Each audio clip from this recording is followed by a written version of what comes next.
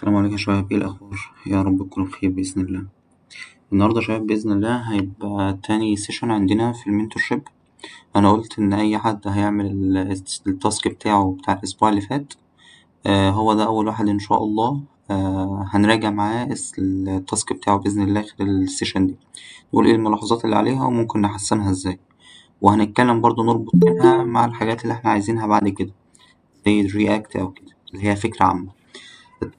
ملخصا كده كبداية كان احنا اتكلمنا إن هو هيكون مراجعة على ال HTML وال CSS من خلال الملفات اللي موجودة هنا، اللي هي بتاعة ال HTML وال CSS. قلنا اللي احنا في ال HTML هنراجع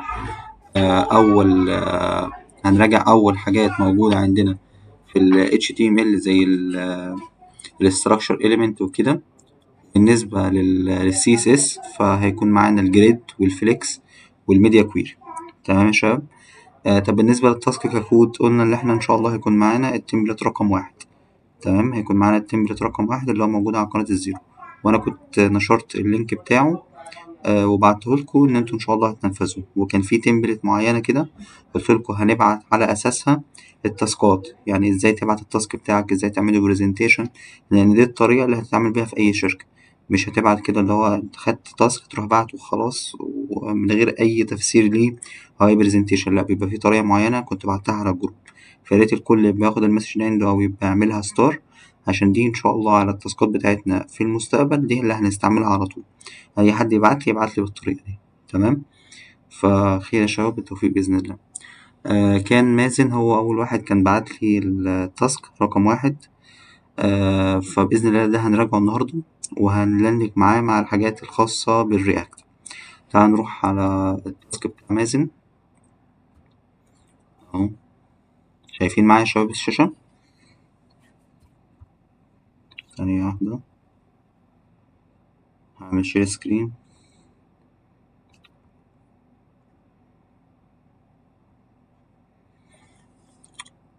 الشاشة ظاهرة يا شباب معاكم؟ كده واضحة. طيب. عشان الشير ما كانش شغال في بداية الكلام بتاعي، فأنا كنت قلت كان التاسك بتاعنا اللي احنا هنراجع ال HTML الحاجات الأساسية اللي موجودة فيه زي السيمانتك elements وكده من الملف بتاع ال HTML اللي هو ال50 صفحة اللي أنا بعته على الجروب. وهنراجع في ال CSS الفليكس والجريد والميديا كويري. ده خاص بال CSS، هو الملف كامل 220 صفحة فيه الكورس كامل، بس أنا قلتلكوا ركزوا بس على الحاجات دي. والتاسك قلنا التمبلت رقم واحد وهيترفع على الجيت هاب، وهيتبعت لي الريبو اللينك الريبو وهيتبعت لي لينك الجيت هاب. تمام. وأول واحد هيبعت لي هو ده اللي هنراجع السيشن بتاعته دلوقتي. فكان مازن هو اللي بعت مشكورا أول واحد. بشكر طبعا كل اللي بعته. بس مش هينفع طبعا، يعني السيشن هتكون طويلة جدا لو رجعنا كل التاسكات اللي اتبعتت. فاحنا بنراجع أول واحد وغالبا بنسبة 90% بيبقى نفس الملاحظات يعني. تمام يا شباب. بس مازن. تمام. فده يا شباب يا ريت بس دلوقتي يعني تقولوا لي انتوا ايه دنيتكوا مع الجيت هاب، هل كلكم بتعرفوا تتعاملوا معاه ولا في حد عنده مشكلة مع الجيت هاب؟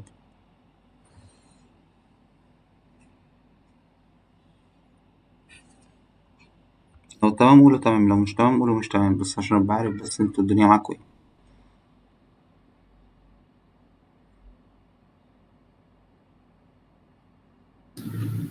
تمام تمام هندسة. تمام ماشي. انا بس محتاج منكم يعتبر الاساسيات بتاعه الجيت هاب، يعني اللي انتوا ازاي تعملوا ريبو على الجيت هاب، ازاي تعملوا لينك ما بينه وما بين اللوكال ستورج او البي سي بتاعكم او اللاب بتاعكم. ازاي تعملوا لينك ما بين الريبو اللي موجود على اللوكال والريبو اللي موجود على الكلاود بتاعه الجيت هاب. ازاي تعملوا كومنت، ازاي ترفعوه، ازاي تعملوا جيت بوش وهكذا. تمام. دي الحاجات بس الاساسيه اللي انا محتاجها منكم. ازاي تعملوا جيت ستيتس، تعرف ايه الملفات اترفعت والملفات مترفعتش. فلو اي حد عنده مشكلة في الجزئية دي بلغوني وهبعت لكم كورس يكون كويس ان شاء الله عنه في الجروب بتاع الواتساب بتاعنا او على قناة التليجرام. تمام. وممكن برضه ابعت لكم مقال او اقول لكم تجميع كده لكل الكومنتس اللي انتم محتاجينها عشان تبقى زي يعني حاجة كده اللي هو هتراجعوا منها بشكل مستمر لو أي كوماند أو كده وقع منكم بالنسبة للجيت هاب. ومع التكرار هتتعودوا على الكوماندز بتاعت الجيت هاب، يعني متقلقوش. بس لازم شغلك كله يبقى موجود هناك، يعني مينفعش اللي هو ايه أنا هسقط حاجة وكده لأ، لازم شغلك كله يبقى هناك، لأن لو أنت عملت مشروع والتاني والتالت هتكسل ترفعهم. تمام، لو أنت أجلت، لكن لما ترفع بشكل مستمر الدنيا معاك هتبقى مستقرة. البورتفوليو ده هنحتاجه بعد كده، اللي احنا هنضيف المشاريع دي بتاعتنا إن شاء الله بعد كده في السي في لما نيجي نقدم على أي شغل، فلازم يبقى بشكل مستمر أنت بترفع التاسكات بتاعتك يا شباب. تمام. تعالى نروح على التمبلت رقم واحد اللي كان عامله مازن، وهنقول عنه شوية ملاحظات إن شاء الله. يمكن الملاحظات دي مازن أنا راجعت الكود بتاعه ممتاز، مفيش أي مشكلة زي ما عامل الزيرو بالظبط. الملاحظات اللي أنا هقولها دلوقتي يعتبر خاصة باليو إكس أو اليوزر إكسبيرينس، اللي المفروض يكون الفرونت إند ديفلوبر أو الفول ستاك ديفلوبر اللي بيشتغل على الموقع يكون أوير بيها، يكون عارفها، يكون فاهم بتتعمل إزاي، لأن بنسبة كبيرة اليو اي اللي بيكون في الشركات ممكن ميبقاش عنده القدرة الكافية من فهم اللي المفروض البروتوتايبنج معمول ازاي. يعني هو بس بيعمل الديزاين على موقع الفيجما، وبعد كده بيديه للديفلوبر او بيديه للفرونت اند وانت اتعامل، فهو مش عارف بعد كده المفروض البروتوتايبنج يبقى عامل ازاي، او لو عمل البروتوتايبنج الفرونت اند مش بيهتم بيه، او ممكن ما يكونش البروتوتايبنج كامل. يعني ايه بروتوتايبنج؟ يعني الديزاين على الفيجما ده موقع كده بنعمل عليه ديزاين، اللي هو ديزاين الموقع. شايفين الموقع دلوقتي ده لايف، ده اللي هو الكود بتاعنا. تمام، فهو بيبقى زي ديزاين زي الفوتوشوب كده او الاليستريتور، بس بيكون موقع مخصص لبناء اليو اي. يعني ايه يو اي؟ يعني يوزر انترفيس، يعني الواجهة الأمامية بتاعة الموقع بتاعك. دي بتتبني بإيه يا شباب؟ بتتبني بموقع اسمه فيجما. تمام، مين اللي بيشتغلوا عليه؟ الفرونت اند؟ لا، بيشتغلوا عليه اليو اي واليو اكس ديزاينر، هم اللي بيعملوا الديزاينات او الديزاين الخاص بتاع البروجكت بتاعه. بيبقى كده مرحلة، أول حاجة الأنالايزنج بتاع البروجكت من البيزنس اونر او البرودكت او البروجكت مانجر، وبعد كده بيعمل انالايزنج ده بيتوافق عليه، يبتدوا يعملوا الديزاين بتاعه على الفيجما، يتوافق على الديزاين، انت كفرونت اند بتبتدي تشتغل عليه.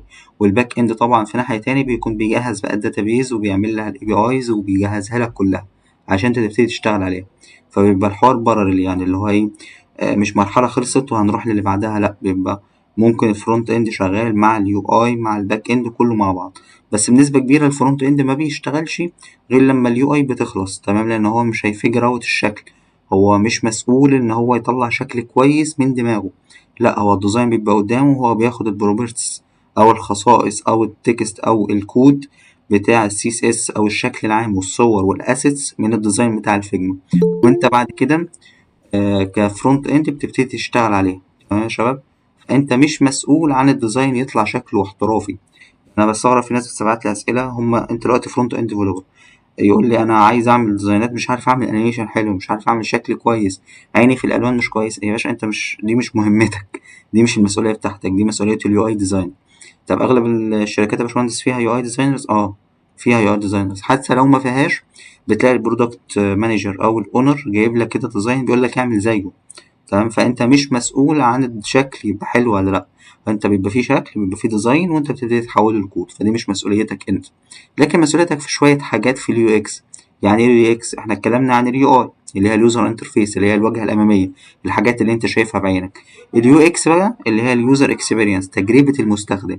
انا دلوقتي مش بسكرول على الموقع وبشوف ايه الحاجات اللي موجوده فيه، تجربتي في استخدام الموقع دي عامله ازاي، ايه الفيدباك اللي انا هقوله، ايه الحاجات اللي ممكن انا الاحظها وممكن ابقى انا عايز اتعامل معاها بشكل كويس. تمام، فالحاجات دي اسمها يو اكس او يوزر اكسبيرينس، تجربة المستخدم لما بيستخدم الموقع بتاعك اللي انت كفرونت اند او كديفلوبر عملت له برمجة. تمام يا شباب. طب دلوقتي تعالى ناخد كده الموقع بتاعنا خطوة بخطوة. الموقع ده مفهوش كلام كتير، او التمبلت ده مفهوش كلام كتير بالنسبة لليو اكس، بس هقول على حاجات عايز كل واحد دلوقتي منكم يكون بيكتب نوتس ويكون مركز عليها واوير بيها، لان بعد كده اليو اي مش هيعمل لك البروتوتايبنج او بنسبة كبيرة مش هيركز على الحاجات دي كتير، فانت لازم تكون واخد بالك منها. انت لو عملتها هتاخد بوينت اعلى في الشركة، هيبقى عليك النظر، هيكون الفيدباك بتاعك بالنسبة للأونر أو البرودكت مانجر أو للتيم أنت شخص فاهم. تمام، لما بتعملها حتى لو ما طلبتش منك بتدي فيدباك كويس. زي ايه؟ تعالى كده نمشي خطوة بخطوة. الصفحة الأولى يا أسامة فيها حاجة؟ اللي هي أول حاجة في التمبلت رقم واحد ده فيها أي حاجة؟ لأ، مفيهاش أي حاجة، بس في الطبيعي ده تمبلت HTML و CSS فمفهوش جافا سكريبت. طب دلوقتي أنا عندي دروب منيو اللي هي زي دي، شايفين دي؟ اول ما باجي عليها بيظهر لي السيرفيس والبورتفوليو والاباوت والكونتاكت. هل طبيعي اول ما باجي عليها بتظهر؟ لا، هو انا لازم ادوس عليها. انا دلوقتي HTML و CSS يا شباب، ما عنديش فكره ان انا لما اجي اعمل كليك وبعد كده اضيف اد ايفنت ليسنر او حاجات بالجافا سكريبت واعمل فانكشن تظهر لي الحاجه دي، او تخليها بدل نون تخليها بلوك، او تظهر لي الدروب منيو. طب دي انا مش هعملها دلوقتي، انت مش هتعملها دلوقتي، لكن يكون انت اوير بيها، انت فاهم وعارف ان الحاجه زي دي بتتهندل من خلال الجافا سكريبت، لان مش اول ما بتيجي عليها بتظهر بالهافر. حاجات الهافر دي بتستخدم في حاجه تاني، مش في الدروب منيو. طبيعي ان تعمل الاتنين، بس الاهم انك تعملها بالكليك، لما تدوس، لما يبقى في ضغطه، مش اول ما تيجي عليها. ليه؟ لان الضغطه دي اول ما هتدوس عليها بعد كده هتفضل ظاهره، مش هتختفي اول ما تروح. الهوفر لا، انت بس اول ما بتيجي عليها تظهر وبعد كده بتختفي.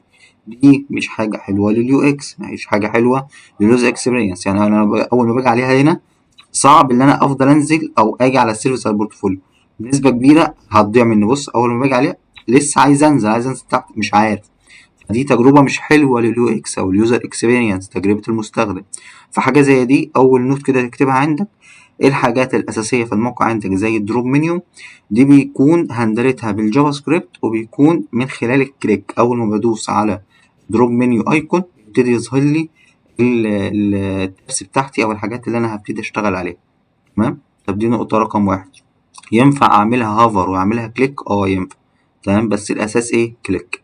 تمام، تعال نكمل كده ونشوف الموقع بيتكلم ازاي. اول حاجه من الحاجات الكويسه اللي كانت معموله في الديزاين ده ان فيها كونتينر. يعني ايه كونتينر؟ شايفين اللوجو هنا؟ شايفين المنيو هنا؟ كل الموقع بعد كده محطوط في الجزئيتين دول، مفيش حاجه مثلا جايه من اول الصفحه. شايفين الماوس؟ مفيش حاجه جايه من اول الصفحه، لا، هي كله على خط واحد. يعني كونتينر يعني حاجة بتحتوي أو بتحوي كل الداتا اللي موجودة عندك، كل الكومبوننتس اللي موجودة عندك. أنت ما بتخليش كل حاجة مثلا رايحة من على اليمين أو رايحة من الشمال. ليه؟ أنت عايز تعملها كونتين أو تحويها في شكل معين، أنت عايز تسنترها في النص. فكل الداتا بتاعتك من اليمين أو من الشمال بتكون محطوطة في كونتينر. حاول كل الكومبوننتس دي، أو حاول كل الداتا أو الإليمنتس اللي أنت حاططها سواء HTML، أو بعد كده لما نشتغل بالجافا سكريبت، أو لما نشتغل بالرياكت وبالنكست هنستعمل اللي هي ملفات الجي اس او ملفات التايب سكريبت اللي هتبقى ككومبوننت. فكل الحاجات دي بيكون فيها كونتينر. ففكرة الكونتينر انت من اكتر الحاجات اللي انت هتتعامل بيها. فاول حاجة تفكر فيها اول ما تبتدي الصفحة بتاعتك في الفرونت اند ان انت تعمل كونتينر، تبتدي تعمل الحاوية بتاعتك اللي هتلم لك كل الداتا دي وتحط الكومبوننت جواها، تبتدي تعمل عليها رابنج او تدخل الداتا جواها. تمام.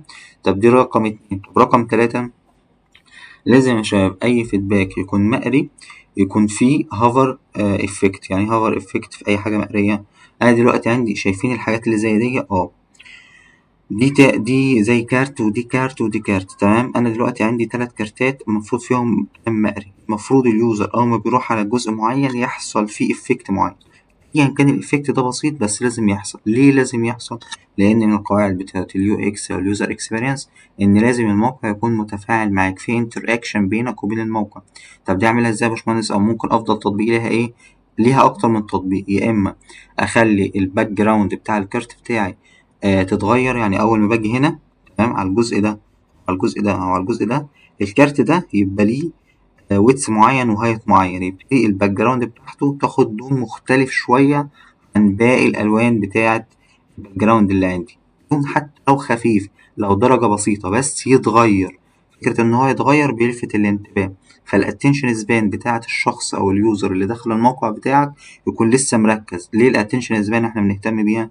لأن من بعد التيك توك والريلز وكده الاتنشن سبان بتاعة الناس قلت. فأنت لازم كل 3 أو 4 ثواني اليوزر بيستخدم الموقع بتاعك لازم يبقى فيه تغيير، فيه افكت بيحصل، فيه انتر اكشن بيحصل. فمن الحاجات اللي بتلفت الانتباه هي الحاجات اللي زي دي. لما بتيجي على كارت معينة غير له الباك جراوند، او اعمل له حاجة تاني غير الباك جراوند. زي ايه؟ ممكن تعمل له بوردر مثلا. ده انا عملتها كارت، تمام، اعمل بوردر حوالين او هنا او هنا. المهم الحاجة اللي هيجي عليها تعمل افكت. فانا دلوقتي قلت الباك جراوند وقلت البوردر. في حاجة تالتة ممكن تعمل دروب شادو كده خفيف، اللي هو هتعمل دي كلها كارت زي ما قلنا، دي كلها كارت، تعمل كده دروب شادو خفيف جدا. دروب شادو ده اول ما الشخص هيجي عليه بترانزيشن كده بسيط خفيف هيبتدي يتحرك معاك ويبتدي يشتغل، فهيبقى حاجة كويسة، هيخلي الاتنشن سبان بتاعة الشخص هتكون معاك. فدلوقتي تقريبا احنا قلنا 3 ملاحظات، أتمنى الكل يكون كتبهم بإذن الله. تمام يا شباب. من الحاجات التانية برضو إن أي حاجة الشخص بيجي عليها وبيعمل لها هافر، يا ريت يا شباب تعملوا الكرسر أو الكرسر بتاع الماوس. شايفين يا شباب الماوس بتاع دلوقتي معمول إن هو شكل الماوس عادي، أول ما بيجي على التكست بيعملها إن هو تكست. أنا عايز ده كله يكون كارت معين، طبعا هيتغير الباك جراوند وهيتعمل له دروب شادو أو يتعمل له بوردر، بس أول ما باجي عليه بدال ما أخليه شكل الماوس أو شكل الكتابة دي، لأ أخلي الكرسر بتاعها تكون بوينتر، اللي هو الإيد اللي بتبقى بتضغط أو كده. فدي من الحاجات اللي إحنا عايزينها. تمام. تعالوا نروح على الجزئية التانية، ودي اللي هنعمل لها لينك إن شاء الله مع الرياكت. زي إيه مثلا؟ شايفين الجزء بتاع السيرفيس؟ شايفين الجزء بتاع البورتفوليو؟ تمام. شايفين الجزء بتاع الأباوت؟ تمام. طب إيه اللينك ما بين التلاتة دول على الموقع كله؟ إن دي حاجات مكررة مع اختلاف التكست. يعني إيه حاجات مكررة مع اختلاف التكست؟ يعني مثلا إحنا عندنا كومبوننت، وهنا تطلع فكرة الكومبوننت اللي هو مكون معين في الموقع عندك بيتم استخدامه بشكل مستمر مع اختلاف الداتا. تمام. يعني نفس الديزاين، كلمة سيرفيس هنا زي كلمة بورتفوليو زي كلمة about، نفس الديزاين نفس الشكل نفس كل حاجة. الجملة اللي بتبقى تحتها برضو هي نفس الديزاين، نفس الرفعة نفس المقاسات نفس كل حاجة نفس الأبعاد. حاجة زي دي الديزاين بتاعها مكرر، الشكل بتاعها هو الستايل بتاعها هو الألوان بتاعتها زي ما هي. ايه اللي بيختلف بس المحتوى، التكست اللي بيبقى مكتوب جواه. دي حاجة هتفيدني لو لقيت انا كفرونت اند اول ما ابص للموقع كده، اول امبريشن يجي عندي او اول حاجة افكر فيها كفيجر اوت للموقع، هل في حاجات مكررة أو لأ.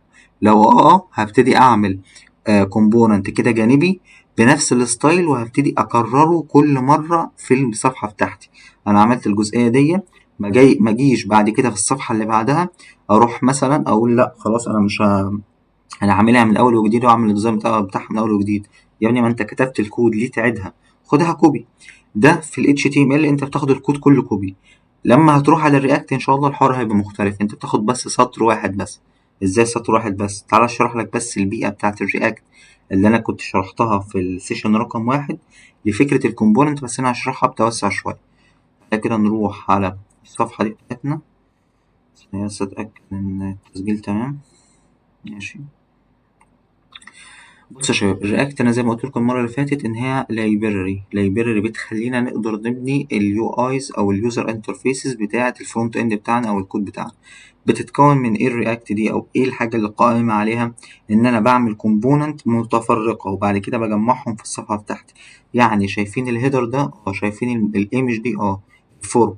ببني كل حاجه لوحدها في ملفات منفصله، بعد كده بعمل لها import واستيراد او اللي انا ببتدي ادخلها في الموقع الاساسي بتاعي واوزعها زي ما انا عايز في الموقع. ابتدي احط الهيدر هنا، ابتدي احط الصوره هنا، ابتدي احط الفورم التكست الكارت وهكذا. ده بيفيدني زي ما أنا قلت السيشن اللي فاتت، لو اي حد ما حضرهاش يحضرها، انا كنت سجلتها ورفعتها على اليوتيوب، فياريت كل يا شباب بشوفها. حاجه زي دي هتفيدك بشكل كبير. طب هتفيدني في ايه؟ ان لو حصل اي مشكله او خطأ في الكود الموقع بتاعك ما يوقعش، ان يبقى المشكله في دي بس. تاني نقطة إن الريندر بتاع الموقع بتاعك لو حصل أي أبديت في جزء معين، يعني مثلا في الصورة دي، لو حصل أبديت في الصورة دي هيبتدي التحديث أو الريندر في الصورة دي بس، مش هيترندر الموقع كله. إيه ده؟ يعني الموقع في الأول صفحة HTML بس عادية كان الموقع كله بيترندر من أول وجديد؟ طب دي مشكلة، طبعا مشكلة، لأن السيرفر أنت بترهقه، أنت كده بتحمله فوق طاقته، أو لو محملتوش فوق طاقته أنت بتاخد من الكوتا اللي أنت ضايفها للسيرفر، بتاخد من البيانات اللي بتبتدي تتحمل جديد وبتبتدي تسحب عليك فلوس او تبتدي تعد عليك فلوس، او البرفورمانس على يعني اقل حاجه لو مش هنحسبها فلوس، البرفورمانس بتاع الموقع بتاعك هيقل، فانت هتسوق اليو اكس او اليوزر اكسبيرينس بتاعت المستخدم. فالرياكت بيحسن لك حاجه زي كده، بيعمل فيها ايه؟ ان بيقسمها لك والله كومبوننت، كل جزء منفصل بحد ذاته، انا ماليش دعوه بالجزء الفلاني. الجزء التاني ثانيه واحده بالشخص ده ونكمل. تمام. ففي الرياكت يا شباب احنا بيعتبر كل جزء منفصل عن التاني. فلو الايمج دي من السيرفر انا رحت بدلتها او غيرتها، هيبتدي يتعمل ري ريندر للصفحة دي بس او للجزء ده بس من الايمج دي كانت كذا، مثلا كانت قطة بقت كلب مثلا، او انا غيرت الصورة دي من شخص لشخص تاني او حاجة لحاجة تانية، مجرد عملت ابديت او ري ريندر للجزء ده من الكومبوننت الموجود في الصفحة، ما عملتش للصفحة كلها. فمن أول الحاجات اللي احنا شفناها موجودة في التمبلتين عندي فكرة اللي انت تفيجر اوت فكرة الكومبوننت، هل لو الجزء ده رندر اللي هو هتعمل له ابديت هيترند الصفحه كلها؟ ليه؟ لان ده انت بتستخدم لسه HTML، بس المفهوم الفكره نفسها الايديا موجوده عندك ان في حاجه اسمها كومبوننت. طالما حاجه اول ما انت تبص للموقع تشوف الجزئيه دي مكرره، هي نفس الستايل نفس الالوان نفس كل حاجه، بس بتختلف في التكست، فانا احطها عندي كده في دماغي ان الجزئيه دي يعتبر كومبوننت، فانا هبتدي انفذها مره واحده وهنقل الكود بتاعها بشكل مستمر. ده في ال HTML. في الرياكت بعملها مرة واحدة وبنقل سطر واحد، ما بنقولش باقي الداتا، يعني ما بنقولش كل الكود. الستايلنج ما بيتكررش، مفيش حاجة بتتكرر، مجرد باخد بس الكومبوننت سطر كود واحد بس. لما ندخل في الرياكت هتفهم الدنيا دي ماشية ازاي، بس هيسهل عليك كتير جدا. هتبتدي بس تباص الداتا بتاعتك من حاجة اسمها بروبس، ودي اللي هندرسها ان شاء الله في المستقبل. تمام. فدي من الحاجات اللي قلت برضه اقول لكم عليها. فاحنا دلوقتي وصلنا لخمس نوتس. تمام. مازن، أنا الكلام ده برضه يعتبر أنت ليك بس الجميع. تمام، يعني الحاجات دي برضه أنت تخليها في دماغك. أنت الموقع بتاعك عملته تيبيكال زي الزيرو، أنت ممتاز، يعني مفيش أي مشكلة كملاحظات على اللي موجود. أنا بس الحاجات دي بضيفها للي بعد كده. أنا دلوقتي مش بخاطب الشخص اللي عايز يفضل على ال HTML فقط، لا، أنا بخاطب الشخص اللي عايز يكمل بيرن ستاك، اللي عايز يشتغل بعد كده. وأنت بتدرس من دلوقتي لازم تكون فاهم إيه الوجهة قدامك، ايه التارجت بتاعك. انا عايز اشتغل بالرياكت، تمام. طالما انت دلوقتي بتبتدي تدرس من ال HTML، يبقى انت فاهم لو في حاجات بتلنك معاك لقدام تتفهمها من دلوقتي. تمام. نفس الملاحظات هنا زي ما قلت لكم، اي حاجه بيتفاعل معاها اليوزر ضيف لي عليها حاجه من التلاته، يا اما باك جراوند يا اما بوردر يا اما دروب شادو، وتخلي الكرسور بتاعك بوينتر يا شباب. تمام، دي حاجه في CSS.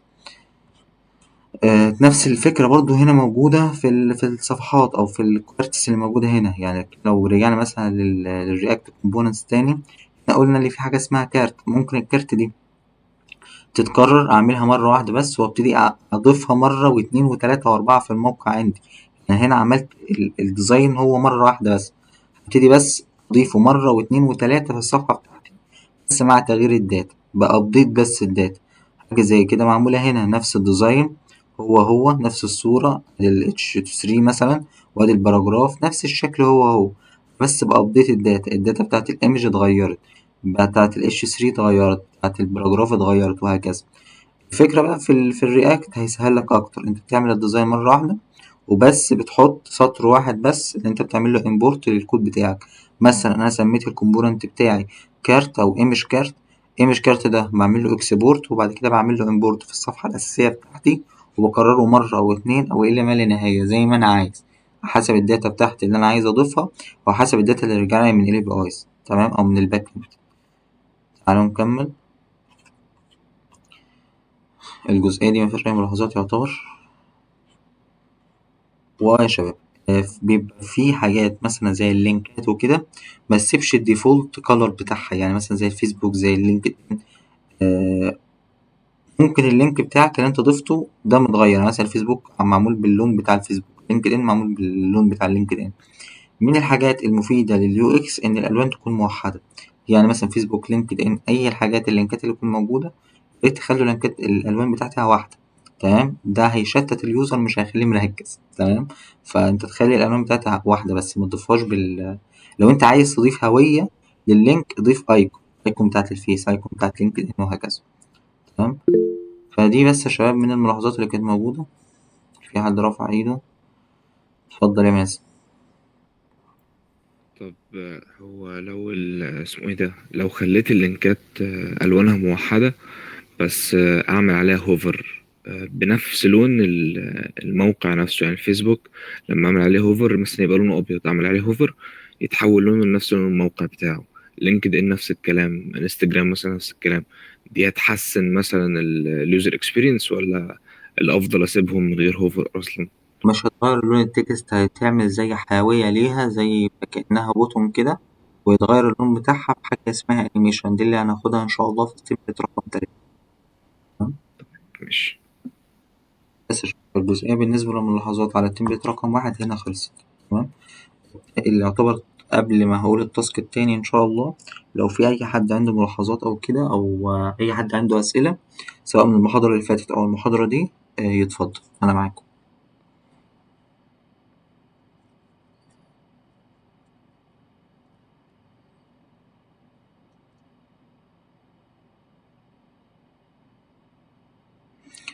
تمام يا شباب، احنا التاسك بتاع الأسبوع ده إن شاء الله هنركز على التمبلت رقم 2 بتاع الزيرو بإذن الله.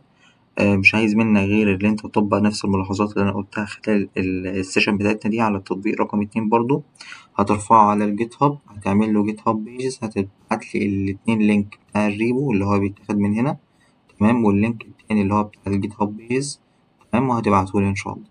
كل اللي محتاجه منكم خلال الاسبوع ده.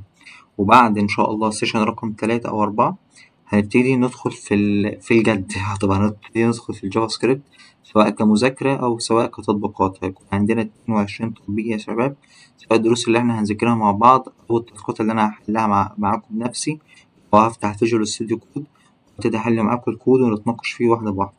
تمام. لأن أهم حاجة عندنا بعد كده فكرة الشباب الأكواد نفسها هي بتتعامل ازاي. يعني مثلا عندنا هنا في الحاجات بتاعة الجافا سكريبت احنا كاتبين هنا لوجيك، هبتدي ادخل معاك افهمك اللوجيك ده مكتوب ازاي، ليه احنا عملنا الحاجة الفلانية بالشكل ده، إيه الحاجات اللي ممكن تركز عليها.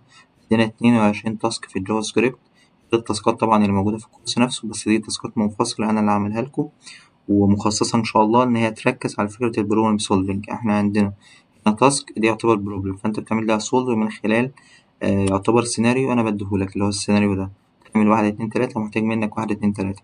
ده السيناريو الطبيعي اللي موجود في الشركات. تمام. اللي أنا بطلب منك تاسك وبقول لك عايز 1 2 3، ابتدي حل لي الحاجة دي، ابتدي أعمل لها configuration أو أعمل لها figure out من خلال الكود، من خلال اللغة اللي أنت تشتغل بيها. فمثلا هديكوا جزئية من الدروس اللي أنت هتبتدوا تركزوا عليها، بعد كده هديكوا تاسك عليها. عندنا 22 تاسك إن شاء الله، عايزكوا تشدوا حيلكوا خلال التمبلتس دي. احنا لسه بنقول يا هادي فاعتبر احنا بس شغالين دلوقتي HTML و CSS. بحاول بقدر الإمكان أعمل لينك ما بين التمبلتس دي وما بين الأفكار اللي هتتعرض علينا إن شاء الله، أو تتعرض علينا إن شاء الله في المستقبل مع الرياكت أو النكست. ولو في أي حاجات تاني ممكن أعمل لها لينك هعمل كده يا شباب بإذن الله. كده إن شاء الله الحمد لله احنا كده خلصنا الجزء الخاص بتاع السيشن دي.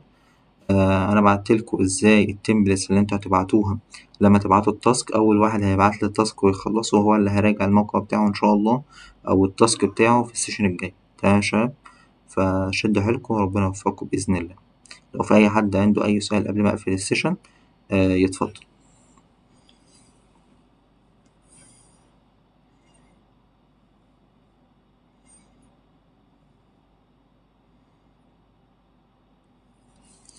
تمام يا شباب، توفيق باذن الله. سلام يا شباب.